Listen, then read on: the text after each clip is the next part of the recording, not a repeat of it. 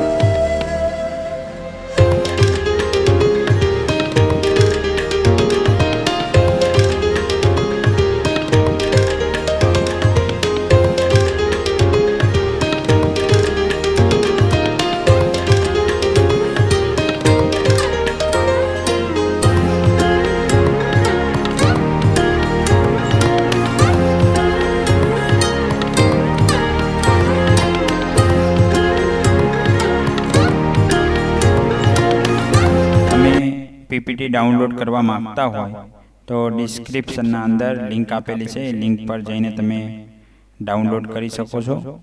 એ ઉપરાંત તમે કોઈ જિલ્લાની કે કોઈ રાજ્યની પીપીટી બનાવવા માંગતા હોય તો તમે કોમેન્ટમાં લખીને મૂકી શકો છો, તો હું એના વિશે પીપીટી બનાવી અને તમને મોકલાવીશ।